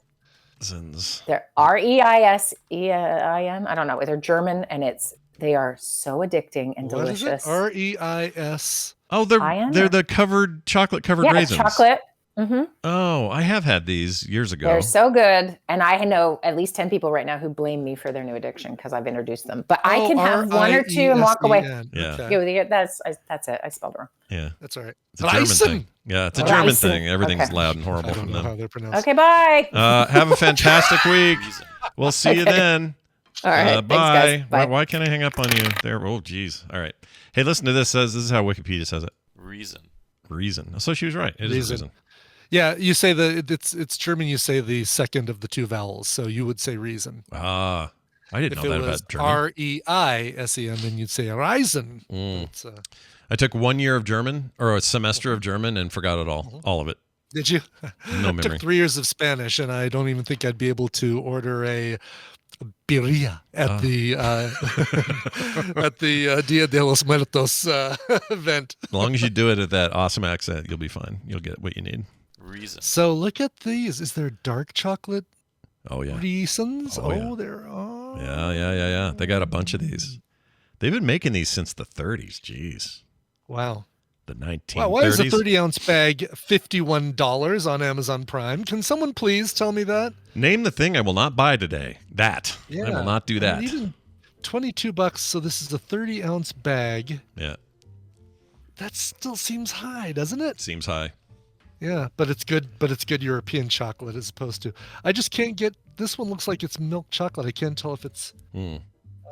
It just says chewy chocolate caramel covered in rich European chocolate. I can't tell if it's. Oh, that's probably milk. It's probably better chocolate, but it's probably milk. Well, still. Yeah, just European chocolate is not. What's the deal with American stuff? It's like Hershey's has some kind of acid in it. Paraffin wax. The stuff in lava lamps that we're eating? Yeah, exactly is what we're eating. No, but there's like oh gosh, what's it called? It's something, and if you like that flavor, you prefer American chocolate. If you don't, then you hate it, and then you only want European. I think I was okay with it. Like I can eat a Hershey's bar and not feel bad. I don't mind it. Yeah, it's all right. Some kind of. Yeah, I did see the chocolate segment on John Oliver this last weekend. Yeah. Oh, was it good? I missed that. It's good. It's sad. It's like, oh, you've got all these people who don't even make a living wage, who are like retrieving your chocolate, your cocoa beans, or cacao beans or whatever, and then all these people who are making a lot of money from it in the middle. It's as with everything John Oliver, you find something that you think is all sunshine and roses, and it turns out it's really shit. Yeah, and you get to laugh here and there, which is nice. Right, exactly. All right, well done. I got a quick this. And now this. Hey, check this out. Michael wrote in about inline catalogs. We were talking about those, right? Okay. How they suck and they're huge and you don't like them and they're annoying, right? Well, Michael from Indiana, he's in the biz of delivering packages, says, I just wanted to answer Brian's question about the postman perspective on those super thick Uline catalogs. They are a huge pain to carry, and we absolutely are not fans. And that's all I got from him. I don't doubt it one bit. And I'm sorry that I got on that list, and I apologize that I'm never, ever going to be able to get off of that list. Yeah. I'm never either. But that's okay. I've just, at this point, well, whatever. I just throw them away. It's just a waste. It's a waste. Mm-hmm. That's my problem. I put them in the recycling bin, and then I don't even know, because of John Oliver, if it's even getting recycled. I don't know. Yeah. What do I know? Exactly. Oh, and Kate Katsumi does confirm they are at the grocery store, and they are dark chocolate, and it's a lot cheaper at the grocery store than buying it at on Amazon. It's funny. The same 30-ounce bag on Amazon, I apparently can get at Staples. Staples for $14. Really? Well, Staples does have a lot of, like, they have that aisle that when you walk through, you can grab shit. It's basically like, I forgot it's secretary. What do they call Secretary's Day now? What do they call that? Like Administrative Assistant Day. Oh, Dang it! I forgot to get her something. I know. I get her a bag of Reese's chocolate. Mm-hmm. Don't eat too many though, because there's still raisins in there, and you'll get the from that. No, those are no raisins. It's chocolate and caramel. Oh, it is. Yeah, just because it sounds like the word raisin doesn't mean there are raisins in it. I thought there were raisins in it. Nope. Like literally, I thought they were chocolate-covered raisins. Are they not? Nope, I guess they're they're chocolate-covered caramel. So watch out, because it'll pull a filling out, not necessarily that you get the. Yeah, I don't want that. Yeah. Plus, me and the sugar, we don't get along. Yeah, if you find a raisin in your raisin, it probably isn't a raisin. Ew. Foul. What are there are chocolate-covered raisins. What are those called? Called Raisinets. Oh shit, that's right. Or Goobers? Are Goobers chocolate-covered raisins as well, or are those peanuts? Goobers are peanuts. Goobers are peanuts. I think Raisinets is right. Raisinets are the chocolate. I've confused it. This is a lot like carbonated meat. Somehow I've confused Apparently it is. It's like, wait, it's made by seltzers? It must be carbonated. Wait, it's called Reason? It must have raisins. I think we've got it figured out. Now we know the method to this stupid madness. All right. Quick reminder, shows today, noon, Coverville. As mentioned before, coverville.com/ or twitch.com/Coverville. Brian will be Johnny Marr spinning the Johnny Marr hits today, so check that out. Right. Core today, 5 p.m. Normal core this week. I'll be playing, or I'll be talking a bunch about what I think of this new RoboCop game that is taking Steam by storm. People are really into it. So really, funny. Brand new RoboCop game that really leans into that original movie as far as like, in fact, I think it's set either between 1 and 2 or 2 and 3. I couldn't tell you. Yeah. I couldn't tell you like how 2 begins or any of that stuff. So it's like you might as well just tell me it's between 5 and 6 with a dash of Demolition Man in there for good measure. That's right. 2 had all I know about 2, or my memory of 2, is that they have that nuke drug called nuke. Oh right, okay. And so that this he's is trying pre-nuke? This is either pre-nuke or post-nuke, but I'm not 100% sure. But Peter Weller's doing the voice and everything. They got this like kind of a big whoop, so I'm excited to play it. It looks like a riot. Wow. Yeah. We'll talk about it tonight on Core, 5 p.m. And then the couch party planned for you patrons is tomorrow at 10 a.m. We're going to watch half of something, and I already forgot what we're watching. We're watching half of Solo. Oh, Solo, that's right. We're going to watch So this week and Lo next week. That's right. We're going to see if that movie's as bad as everybody remembers it being, or if it was bad at all, or if we just needed time. I don't think it was bad at all, but I can't wait to be proven wrong. I think Solo was good. They just cast the wrong guy to play Han, and they came up with a dumb reason for his name to be Han Solo. I hated that part. That's the only part I remember, to be honest. Can we skip that part when it comes up? Can we just jump right over it? I remember at the end, there's some Darth Maul business. I remember that being kind of cool. I think this is the movie where that's in there. Right. Yeah, I think that's right. Yeah. We'll see. Anyway, that'll be tomorrow at 10 a.m. for you patrons. And a live core crew stream of BlizzCon's opening ceremonies tomorrow at noon Mountain. Hear it all the streaming stuff. Find it all at frogpants.tv. We'll also put that up on feeds and stuff, so you'll get the audio versions. Hopefully they'll let us archive the video version. You never know until those things are done. And if they ask for takedowns or whatever, we'll find out. Play Retro on Friday at 2:30 Mountain Time as well. That's also tomorrow. And Film Sack this weekend. Which movie we're doing, I don't remember. We're having a roundtable discussion on something. Oh, right. And you and I, because Randy has BlizzCon, and rather than make Randy, who's got enough on his plate right now with BlizzCon, try and come up with a topic, you and I should come up with something, or Agreed. you, me, and Brian should come up with something and take that work off of poor Randy's plate. That's right. And people love a roundtable discussion, so we're going to bring you another one of those, and that'll be this weekend. So lots of content. Skim sometime too. I don't know what else is going on. Shit all over the place. Why is Planes, Trains, and Automobiles the best Thanksgiving movie? It's a great question. Can we ever truly answer it? You'll have to tune in and find out. Those aren't pillows. That's how we answer that question. Yeah, that's the answer, and it's the perfect answer. That's it for the show. Thanks, everybody, for supporting us on Patreon. I noticed a few new names over the weekend, which is very, very nice to see new people hop in for a new month. That's patreon.com/TMS. And here's the good news. The TMS Patreon is a monthly one. That means you go in there and for as low as $1, you got the whole month covered. Now, there are other benefits and levels that you may want to hop into and take advantage of those. That's up to you. But for as low as $1 a month, it's insane amount of value for that $1. Please, sign up today over at patreon.com/TMS and become a part of the larger TMS family. That's going to do it for the show. Brian probably got music, so let's get it out of his system. Say one more thing. Yeah. You probably won't miss that $2. Give it to us. Yeah, you won't even miss it. It's not like you're going to say, "Oh, that $2 just tipped the scales and now on the poverty line." No, you're going to be like, $2. You've got $2 in this hand, and then you've got your phone in this hand, and you're focused on your phone, and you're listening to us, and you look over at this hand. What was in this hand? I don't remember. I'm not remembering so much what was in this hand, because this hand, the left hand, I'm devolving from Gilbert Gottfried into Rocket Raccoon. Is what I'm doing. Yeah, I was going to say, this is a real crossover event Press we're having. the red button. All right, let's get to a request.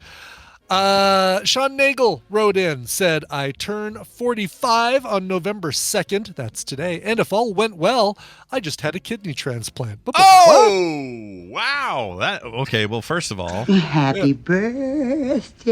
You get the old lady because, getting a kidney is kind of an old lady thing. But it's got to be the only time the phrase, if all went well, I just had a kidney transplant. That's a phrase that's never been uttered. Yeah. Thanks to an amazing friend, period. My favorite band is Deftones. Feel free to play a cover of or by or related to. Thank you, Scott, Brian, and the whole Frog Pants community for being so damn distracting. Cheers. Signed, Sean Nagel. Oh, happy birthday and happy kidney. Yeah, happy kidney day. Happy kidney. If you get somebody else's kidney, how long does it take for your first foreign kidney pee? You know what I mean? That's a big moment. Right. Yeah, exactly. Yeah. I'm peeing somebody else's pee or something. I don't know how that works. I don't know how it works either, but yeah. All right. So Deftones. Let's talk Deftones.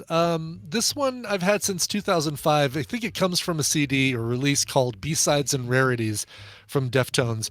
And it took a while for me to recognize and remember that this is a cover, because the song it's a cover of, up until recently, was a B-side on an extended mix single by the band Duran Duran. That song was called Night Boat.